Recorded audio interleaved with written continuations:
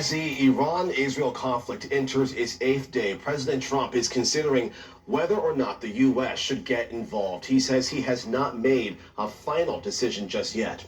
The president also saying his patience has already run out. Washington correspondent Maddie Beirtempfel joins us live with reaction to the president's comments. Maddie, good morning.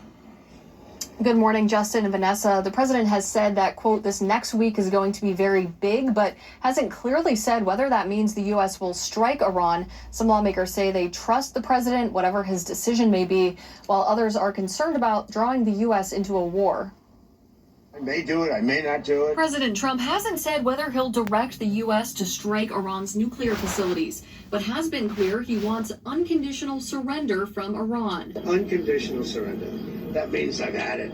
Okay, I've had it, I give up. No more. Then we go blow up all the nuclear stuff that's all over the place. Iranian officials say American intervention would lead to an all-out war in the region. Some lawmakers, like Illinois Democratic Senator Tammy Duckworth, say they don't want that to happen. I don't think any Americans want more U.S. troops to be sent into yet another 10, 20 years of war in the Middle East. But Oklahoma Republican Senator Markwayne Mullin says one strike isn't war. Right now, it's just taking out your nuclear program. Others say it's not that simple. If there's one strike, there'll be more military involvement, if only because Iran will retaliate.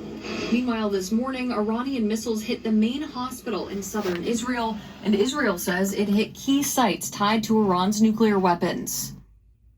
Now, as the fighting continues, the State Department has started evacuating some diplomats from the U.S. Embassy in Israel. In Washington, back to you. All right, Maddie, when it comes to the options here for the U.S. to a strike in Iran, how many of those do we have? Well, there's some options on the table, according to the White House, but there is speculation that the U.S. would have to use what's called a bunker buster. It's a 30,000-pound bomb that can get deep beneath the surface before it explodes, and some believe that's what would be needed to take out Iran's nuclear enrichment facility, which is basically inside a mountain.